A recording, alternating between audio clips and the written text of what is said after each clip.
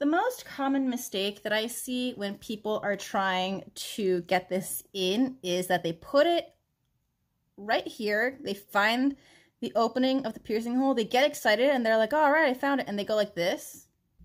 Hello, everyone. Today we are going to learn how to change our septum piercings. And if you're wondering why I don't have one, I swear it's up there. You'll see it later. I got my septum pierced when I was in my final days of being 18. Now I am in my mid-30s, so it's been there for very many years. I was uncool before it was cool to be uncool.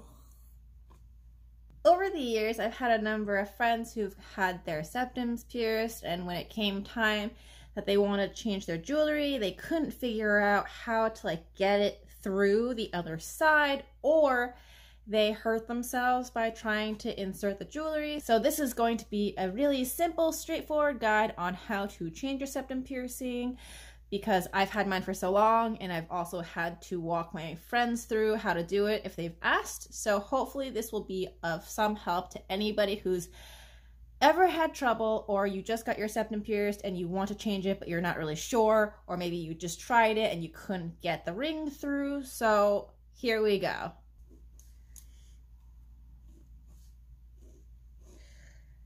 Okay, let's pretend that this is your nose. Whoops. This and this are your alars, which is here and here. This middle piece is your septum right here. So I'm going to use a different color. For all intents and purposes, let's just say that your septum was pierced straight. Some people's septums are pierced crooked. So if you know how your septum was pierced, if it was pierced a little bit crooked, then you're going to have to account for this. But most of the time, people's septums are pierced pretty straight, because if it's not pierced straight, it's not going to sit straight. So you're going to see that it's twisted or that it's crooked. That means it wasn't pierced straight. So we're gonna go like this, and let's just say that that is your septum piercing hole, the fistula. I'm just gonna use this. It's like a wrist cuff for demonstration purposes. So a lot of the time I find that my friends, when they try to put, first of all, you have to open this to fit into your septum. But when they put the ring through, they always tend to think that it's round. So they go like this, and then they try to hook it, which then is where the problem is. Because when you touch the hole and then you straight go like this, you're going to hit skin. It's not going to go all the way through. If you just be like, oh, I found the hole, and then go like this, you're putting the jewelry into your skin. You have to follow it through the entire fistula in order to get to the other side. So what you want to do is you want to find the hole and then push it through like this. And then once you get to the other side, you're going to feed it through, and then it'll sit in your piercing hole. And now for the real life demonstration with my piercing. I actually have my piercing in my nose 24/7. You can see it right there. Just because my nose runs all the time, 365 days a year. So I just really dislike having it out, because then it's just a mess. So I wear a staple because that's what's most comfortable for me. The easiest way for me to get it out is to blow my nose. So I'm gonna do that. And my nose is running, so I'm not gonna record this part. So here it is. This is the staple that I wear right here.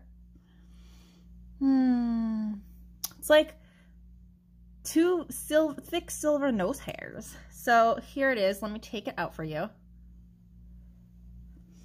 So this is what it looks like. It's just a staple. So this I find to be the easiest to put in because it's straight. So all you have to do is find the hole and just feed it straight through until this part touches this side of your septum, and then you just kind of go like this. So I don't have a mirror,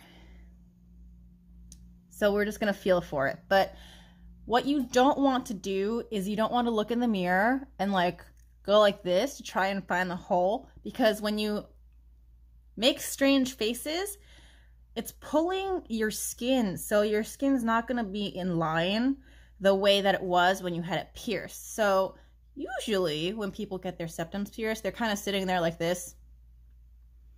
And so that's the face you want to make to have your piercing hole to be completely straight and in line. If I go like this, it's pulling my face, so the hole, the fistula, is going to change. So if you try like with a strange face, I know it's like kind of putting on mascara when you're like trying to get it on your lashes, but it's going to change where the hole is and change like the shape of it. So the easiest way to get anything through is to have the neutral face that you had when you were getting it pierced. So I'm just going to find the hole if I can. I found it, and I'm just going to push it through so it's inside, and then turn it. And then I push it back into my nose, and that's how I wear my septum piercing. Now, if you have a ring, it's not going to be exactly the same, because as you can see, this thing is totally curved. So you're not going to have as easy of a time as if it were straight. No matter, it's going to be the exact same thing. But you just have to keep in mind that you just have to push it all the way through at the same angle. So if you have it and you feel the hole, you don't want to hook into the hole and then go like this, because then it's just going to be touching your skin, and then you're not going to be able to get it through. And I have friends who they do it and they're like, oh, can't get it through, and they force it through, but now you just have a different exit hole than you did before, and now your nose is bleeding, and that has to heal now, and that's a total mess. So if you have like a thick septum and you have one of these captive bead rings, you're going to want to open it so that you can get it into your septum piercing, like so.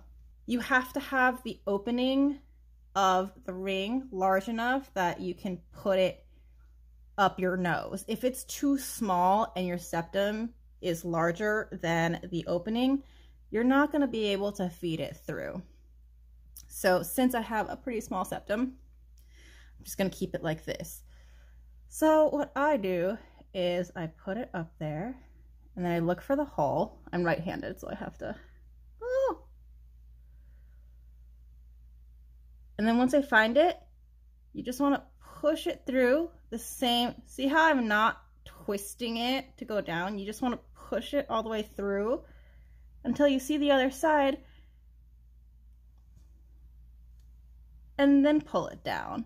Same thing if you want to take it out. You don't want to twist it all the way. You want to take it and you want to pull it straight through and then take it out of your nose.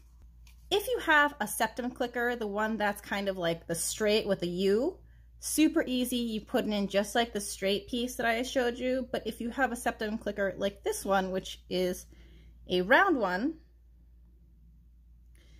it's kind of the same thing. I will say that I'm right-handed and this clicker opens on the left. So it's super hard for me to do it with the left because I'm not left-hand dominant. So what you want to do for this one is the same thing. You look at the curve, which is right here. You want to put it in your nose and match it to the fistula. And finding the fistula takes a little bit of practice, but once you've had it for a while, you know exactly where the hole is. But what you can do if you're having a little bit of trouble is you kind of press it gently against your nose. And then once you find it, you won't be able to kind of move it around because this part will be in the hole and you know that you have it. So then all you have to do is pull it through the septum and then hook it down once it comes through. So this is challenging for me because again, it's on the left side.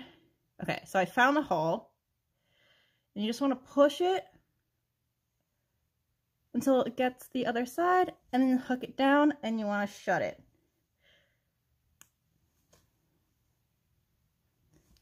There it is. Alrighty everyone, so that was today's video. Hope you found this to be incredibly educational.